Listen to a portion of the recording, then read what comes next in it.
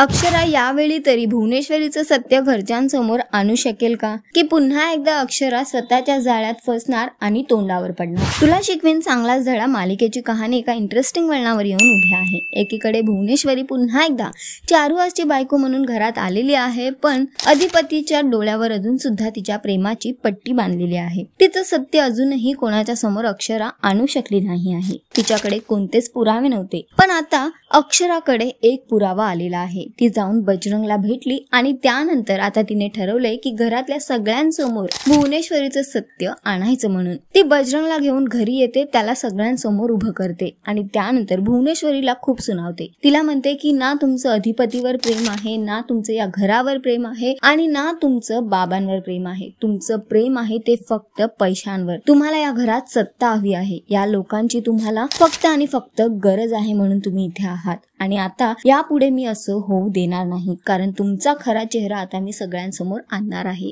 आणि नंतर ती बजरंगला म्हणते की तू जे मला काही बोललास ते आता इथे बोल, यांचं सत्य मला घरात सांगावंच लागेल। बजरंगला अक्षरा खूप रिक्वेस्ट करते, पण आता सध्या बजरंग मात्र कन्फ्युजन मध्ये आहे। बघणं फारच महत्वाचं असणार आहे की बजरंग आपला पक्ष बदलणार का, तो पुन्हा एकदा भुवनेश्वरीचीच बाजू घेणार का, भुवनेश्वरी पुन्हा एकदा नवीन डाव खेळणार का आणि अक्षरा पुन्हा एकदा तोंडावर पडणार का? सध्या तरी असंच वाटतंय की अक्षराचा हा डाव सुद्धा फसणार आहे। तर तुम्ही किती इंटरेस्टेड आणि एक्साइटेड आहात येणाऱ्या एपिसोड साठी कमेंट करून नक्की सांगा आणि अशाच टेलिव्हिजन अपडेट साठी टेलिगप्पाला लाईक शेअर सबस्क्राईब नक्की करा। नमस्कार।